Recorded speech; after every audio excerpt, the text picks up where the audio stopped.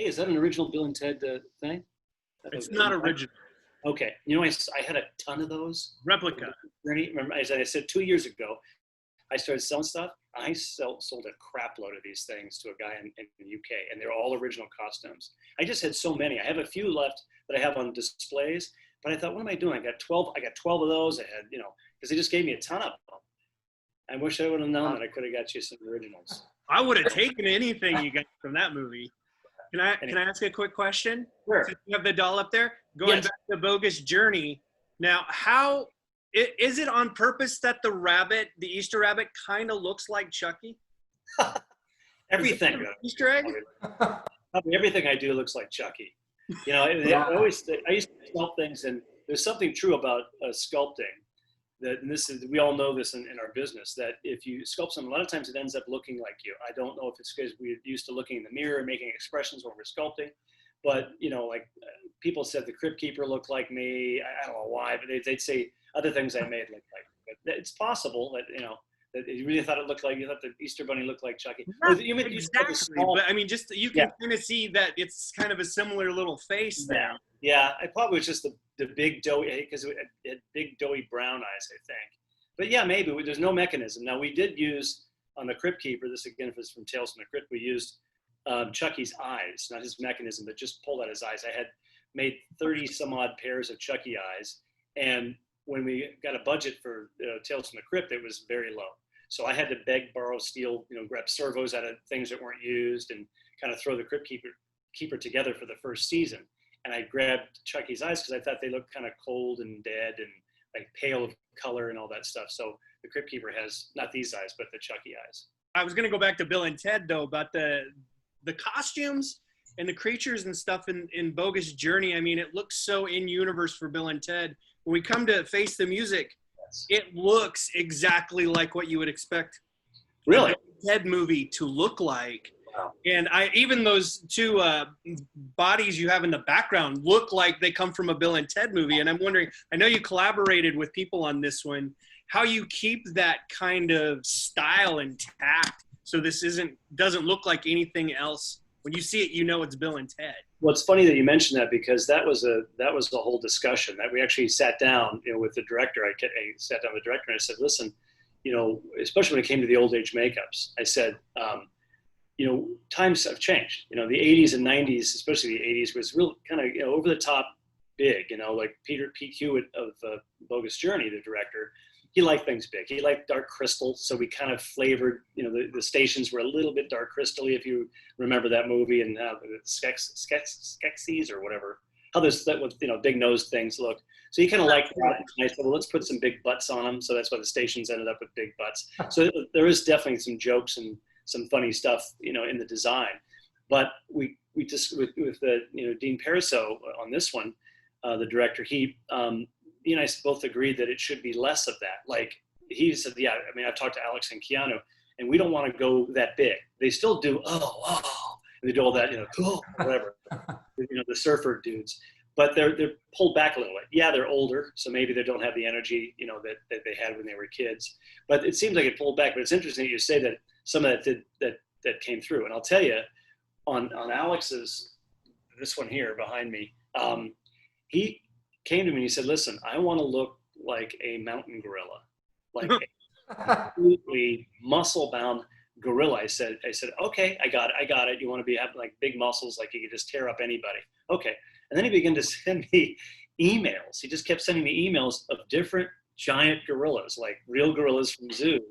Okay. And I'm going, so when you said gorilla at the shop, do you mean, we're taking his life cast and stuff? I said, I thought you meant just, do you want hair on this? Is that what you want? Do you want it to look like? No. But he just kept wanting to inspire me.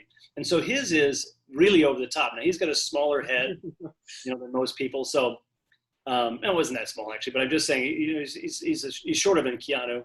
And I thought, boy, how's this going to look? I said, well, maybe it'll, some guys are stout. They're really like bodybuilders who are, they kind of pack, they have actually bigger arms sometimes, than taller, leaner guys. So we decided to go with, at one point with Keanu's, it was going to be like an Iggy Pop. We went a little bit bigger with Keanu's. We were going to go Iggy Pop because we wanted it to be kind of scrawny but muscular, like really thin and have veins all over. And then it starts, Keanu is thin himself, but to add a layer, that's going to bulk him out a little bit. And then I was looking at the sculptures next to each other, and Alex was just ginormously, ridiculously big. That I just thought I have to beef him up, otherwise it's going to look like Abbott and Costello or something. It's going to be this, like, the Skipper and Gilligan or something, So anyway, so we beefed up Keanu's as well. But yeah, I mean that humor is really Alex. I mean, I think in the movie it comes across. Alex is just so smart, witty. Keanu's kind of a shy performer. He's shy in person. He comes up with funny stuff. But the wittier stuff, like some of the quips and things that Alex comes up with, so quickly, and so that kind of thing, that's it. That's really him. As far as the look of those muscle suits, at least his muscle suit. But we just went ridiculous. I had it one time. It was just so big. I was laughing because my older brother sculpted. He's a sculptor and he works for me from time to time. And he was, had him keep taking it down. So it's actually less than it was at one point.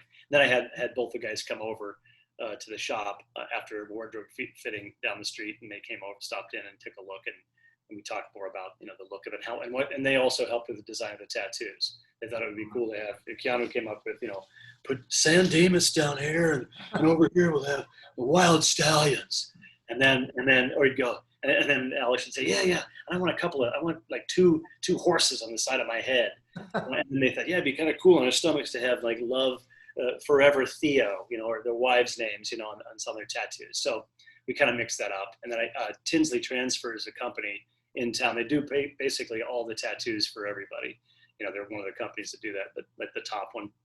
So I know Christian, I called them up, and it was talking about how I need to get these to adhere to the muscle suits, so they're on there permanently, because they normally go on skin. And it's a glue. It's something called Prostate, and we use it on all the prosthetics and things, like to glue prosthetics down. And he developed this. It's called Transfer. So he gave me a couple of tricks that he's done, where he's kind of sandwiched it in between two layers of silicone, like a paint layer, and then I was able to do some tests, and it really stuck down well. So that was how we developed those. And they're funny. They're you think there's silicone on the outside, but if I went solid silicone, I mean, on Alex's, there must be points that are 3 to 4 inches thick on it. Wow. So I couldn't go with silicone, because if I did, it would have crushed him. I think Alex has had some back issues. I don't know what from, if it's hereditary or he was in any kind of accident. But I know Keanu has been in 2 motorcycle accidents, and I think he's got a couple of spine that may be fused. So they both had issues. And in fact, Alex wore a back belt, to help him underneath the suit the whole time, because it was so. But so in order to make him lighter, I developed this on Bride of Chucky, where Chucky's skins, they used to be foam latex, and I made them into. I actually ran them in foam, and then we had to remove a thin layer of foam latex from the outside, and put them back in the mold. First, I had to seal them with silicone so they wouldn't leak back into the foam, and become solid silicone again. And then we had to inject a layer of silicone, which is translucent on the outside. So these are mostly foam with a thin, maybe quarter-inch layer of silicone on the outside, and that gives them the translucency. Like the face-off bodies, which I'll show you in a minute, those are all silicone, and they look much better than foam, much better than rubber, any kind of rubber, because in that situation you have to paint on top, like the old Chuckies were painted, on the surface. But then when I was able to develop this, they had that plastic look, or like more like skin look. Okay. And it was the wave of the future back then. Everyone was going to silicone, so that's what I did on these, and it also wrinkles great. I mean, in a foam latex suit, you'll bend the arm and it'll wrinkle almost like fabric. It has these fine wrinkles. Doesn't look so hot. Close-ups, So I thought I just want this to be perfect. And when I first put the suit on myself, I had to try it on. It's heavy. I mean, they're like anywhere between I get maybe 15 to 25 pounds dry. So I put that on, like, wow, okay, all right. And then when we first put them on Alex and Keanu, they were like, these aren't bad. These aren't too bad. In fact, Alex said he liked the weight because it made him feel like he had some weight to him. Wow. Cut to New Orleans, 100 degree. Well, I'm not kidding. Some people said it was 115. I know it was at least 98 degrees. Humidity was insane. It was the hottest set I've ever been on in 35 years. And these guys were in suits that soon and quickly filled up with body sweat. Oh, wow. and now they're 35 pounds with their own body sweat. And so we have to unzip them in the back and open them up and just blow fans in there to cool them down. And I thought for sure I was going to get, an actor to falling over, passing out, Oh, wow. heat exhaustion, or maybe I get punched in the face or something was going to happen, and they were great. I mean, Alex, he was great, he loves makeup. He's been in makeup several times. I put him in a Granny Preston makeup from Bogus Journey. He was in a film he directed called Freaked, where he was made up like this creature, so he loves makeup. Keanu, he could take it or leave it. He's kind of like, he didn't want to shave his beard. Oh, that's another story to get into, but he doesn't love makeup. He'll do it, but it's not like his favorite thing. Like gets up every day and goes, I want to put some, old age makeup on myself today. Whereas Alex loves to play in the makeup. I was going to talk to you about, sorry I'm talking so much, but I was going to tell you about Keanu's beard. So he shows up, and for the life cast, and they said, you're going to shave it, right? For Ted, can we shave it today? Can we get rid of it? And he goes, no. And he goes, I don't know yet. I don't know. So that went on for a while, and everyone kind of was whispering in his ear. Even Alex Winter was saying, hey man, what do you think about the beard? Maybe is it that much of a Ted thing? And so he goes, I don't know. So he's going to keep it. And again, it would be Ted as John Wick or John Wick as Ted. It wouldn't work. And so he finally at the last minute shaved his beard. The part for me that kind of stunk was that when we took his life cast, he didn't know yet. And so his beard was pretty long, and I had to mold him with silicone with this beard on. And then we had to painstakingly go back and shave down and guess at where his face was based on old life casts I'd had. Oh, wow. So yeah, it was really tough. And then I was afraid that when I got there, and that was for the old age makeups, when I got there to try everything on, I didn't shave enough. So it was a little more roomy in the chin. And so I was able to kind of stretch and nip and tuck, and it worked out fine, but it was a little scary that way. I'm glad he didn't shave it. I mean, some people say in this movie it looks like what is it, Snape, or what is it from Harry Potter? Oh yeah, because it's that hair. It's got that dark hair and then this sort of pale face, and people are so used to him with that beard. I love that whole scene in the movie. That's like probably my favorite part of the whole thing. So you did great work.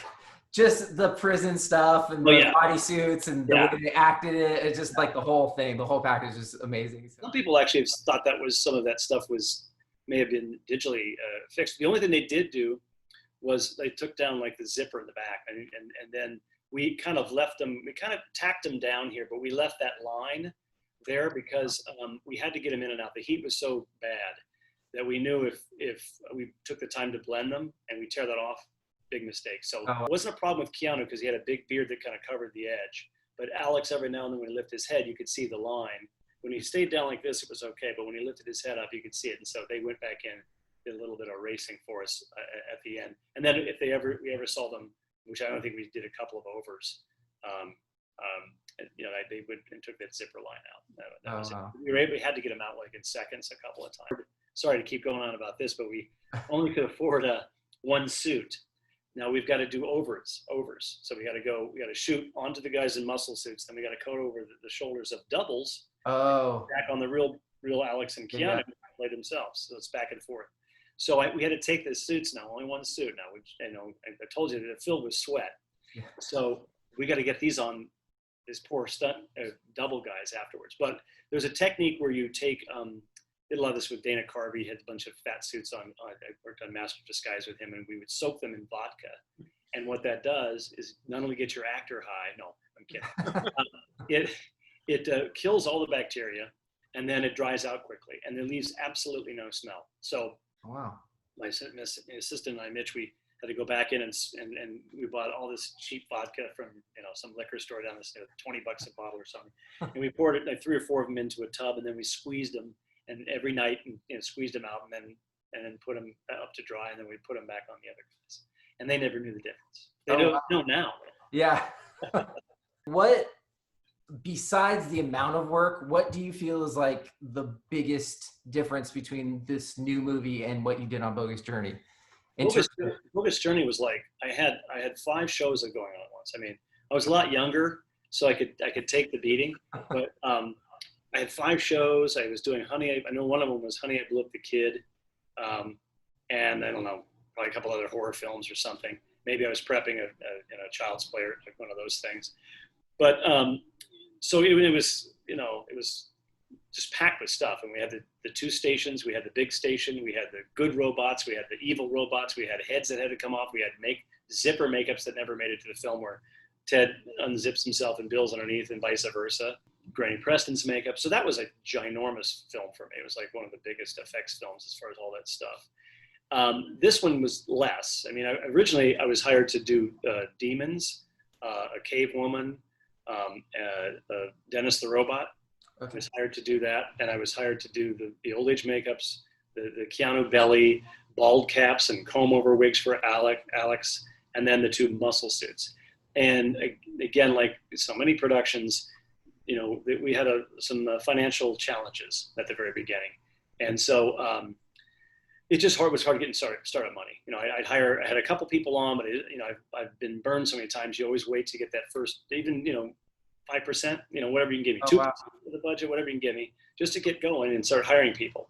So I was already doing designs for the old ages and for these muscle suits. I'd take Keanu's head and put it on a bodybuilder, and then I put tattoos on him and kind of blend everything off just to we'd start messing with hairstyles and stuff like that. Obviously, for a lot of film fans, I remember when the movie was announced and you were attached to the movie. I personally was excited because I'm like, oh yeah, new Bill and Ted. How'd you first hear that I was attached? We write so much news on the website. I'm sure it just came through one of the pipelines at some point.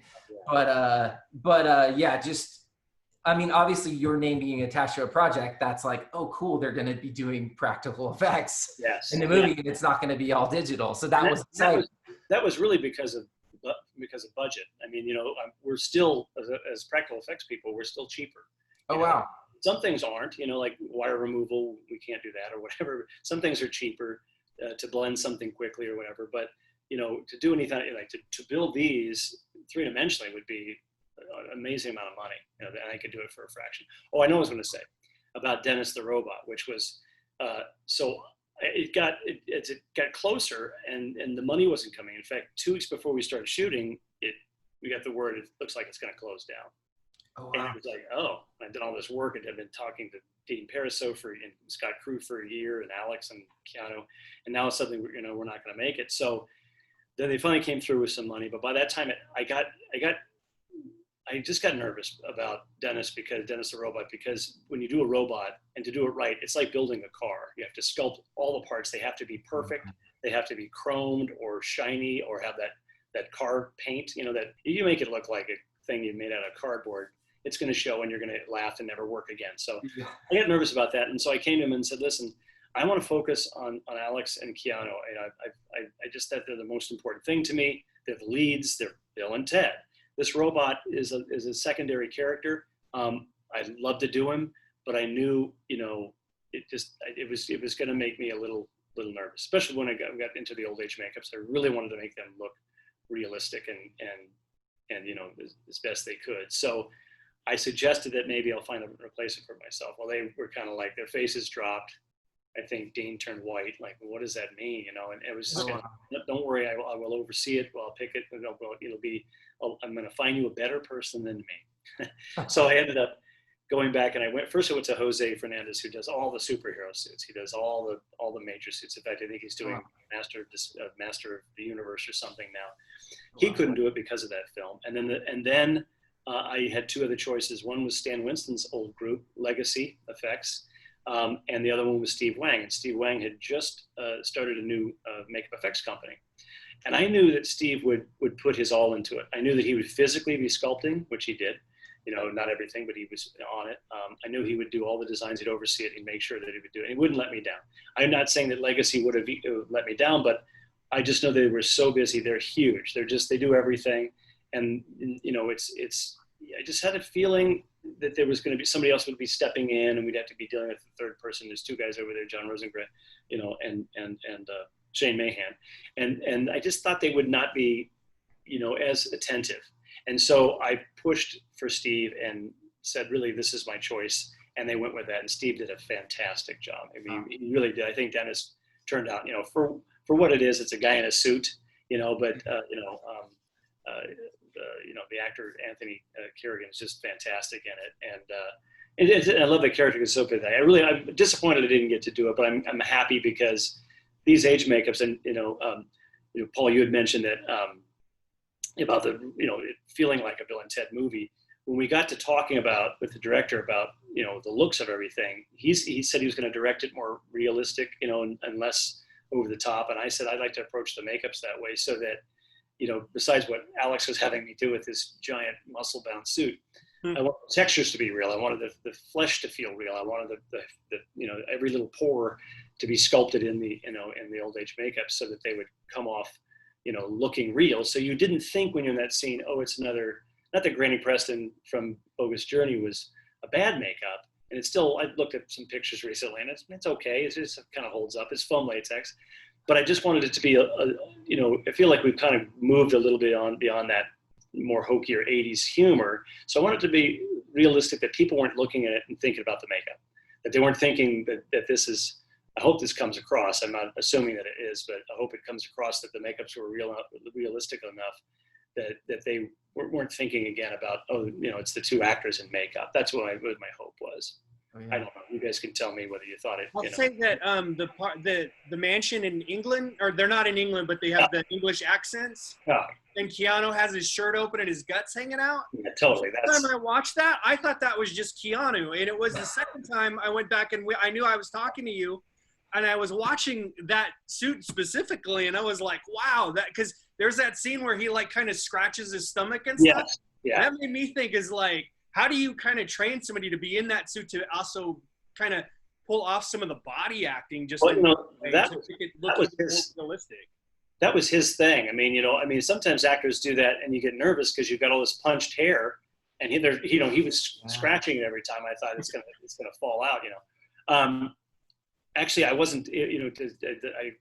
I didn't think that. I was told that I had to send those pieces on because I was still working. I had so much work back in LA. I had to send them on, and Bill Corso, the department head there, applied that. And the bodysuit's basically just a harness suit that goes over a little blendy piece, and it's all there. It ended up not being there, unfortunately. It has a strap. You could tighten them up and lift up everything. So I felt that it didn't look as how it was fully designed. Now Bill wouldn't know my thoughts. He's he's miles away from me, doing the best he can. And Keanu's Stephen Kelly, Keanu's personal makeup artist, was helping too. And so that whole look with the beard and the hair and all that stuff. So, and I think it began to slip down. So when I finally saw they sent me some dailies, I was like, oh, it's too low. I don't know if it looked that way to you guys, if it bothered you, but if you look again, his chest is supposed to be from here, maybe down to here, and it's hanging around the belly line. So, but I think it's these are things that as an artist you design it a certain way, and then it doesn't turn out the way you think and you imagine, but it's okay. I think, yeah, it's great. It made him look a little sloppier. So yeah, somebody told me, they said, he looked sleazier. There you go. He's all pale and his belly was just hanging a little too low. He looked like some pervert or something. Yeah. I wanted to go back real quick to something you said about the costumes where they pull off the faces. Yes. And they come out of each other. Yes. Now you had that's gone, and then you have the big in part of Bogus Journey that no one's ever seen. And I've heard different stories about what happened there. Okay. And from your perspective, what actually happened, and where is that giant bunny rabbit and stuff? Do you still have that? He's still in the shop. Yes. He's in the corner of his shop. He was pink, and now he's really gray, just dust, but yeah, we shot I think we shot everything. Yeah, I believe we shot the whole sequence. If we didn't, we cut out the last 2 days or something. And it was all, we shot all that stuff at the end of the schedule, and it was just running out of money. It just came down to, I believe I do have pictures of them. Yeah, and that's 30 years ago. I've seen pictures, but I heard that they just stopped in the middle of shooting, and that's why we've never seen deleted scenes. That's what I think that you're right. I think I remember. We got 2 or 3 days into it, and I think that they pulled the plug on the whole thing because they were behind, and they were saying this is going to be three more days they couldn't afford, and so they just pulled it. And they powwowed, and they came back and told me. So it's funny because you do these things that you love. Like I thought the zipper faces was going to be a funny scene, but then they cut it. I think they cut that in, and people were like, "Why did they just change skins? What was the point behind that?" But of course, it's a Bill and Ted film, so who cares? Yeah. They do crazy stuff like that. But they cut that out. I mean, I've had so many things hit the floor. I used to get so brokenhearted when you're young, and you want all your stuff to be on screen, and it's not. You just literally like, I don't remember if I was actually tearing up, but you get so disappointed. And now I'm so used to it, I just figure it's all going to get cut out. So when I see a film like Face the Music, and I went, hey, the old age makeups are in it. In fact, if you stay to the end, there's a little surprise scene at the end of the old age makeups. Or you see that they got some good time. They were on screen, the muscle suits and all that stuff. Or Face Off was another one that I did that went so smoothly. I mean, executive producer was a friend of mine, so the relationship was great there. John Woo is an amazing, kind director. We came on set. We were done in 2 weeks. All the sequences, they were 2 or 3 weeks. Nothing broke.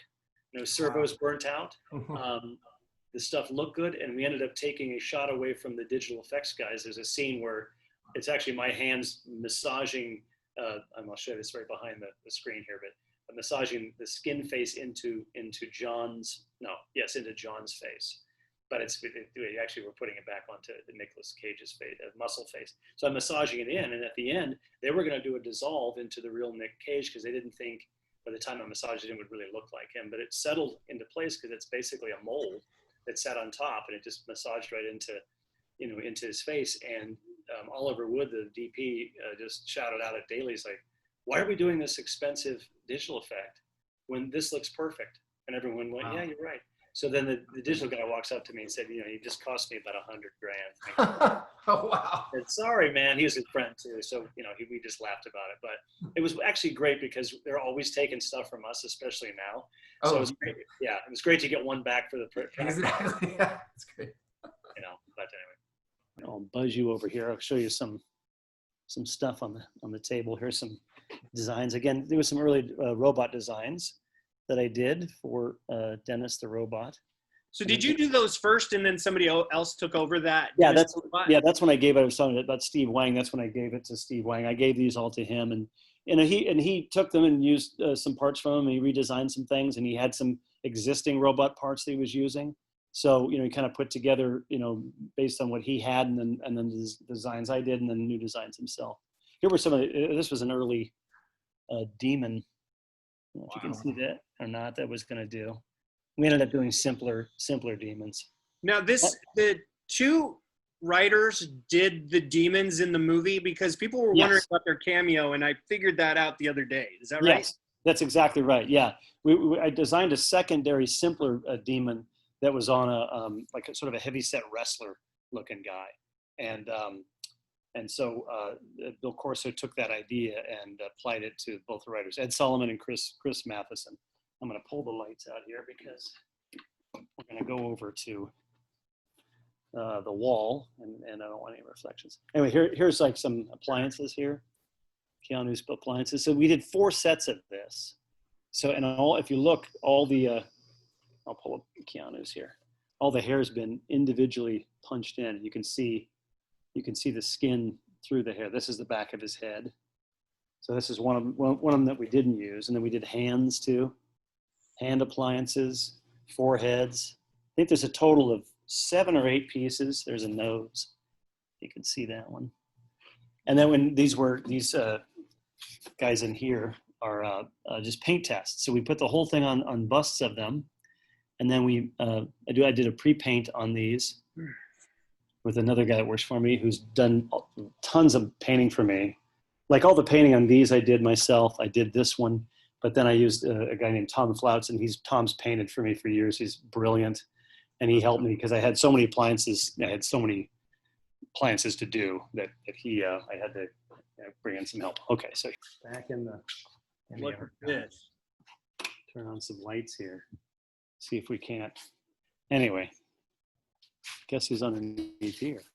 Oh, there he is. There it is. He's you saw it. Isn't he? What? Isn't he for sale on the site? I think he is. Yes, I think he is. And you know, things are expensive. You'll see and go, what? I make deals with people sometimes, so. Oh man, I'm all of But that. I just figured, you know, I'm not in any hurry, so I put them at prices. I thought, I'll let this go for that. You know, whether I do or not, or you know, I mean, an auction sometimes they go up. They'll go up because the people get into a bidding war. So, but I don't know. I just kind of priced them and walked away. And I have this. These are iconic pieces. They're worth every penny. Yeah. So, but they're expensive. But you know, I just figured, whatever. I got. I mean, I think I may end up eventually doing an auction. Up there, the big bunny. Oh yes. Corn pie. And again, this is some stuff from Meet the Applegates. Yeah. Anyway. No, if I can't get a shot of Bill and Ted. Oops, I'll have to go underneath here.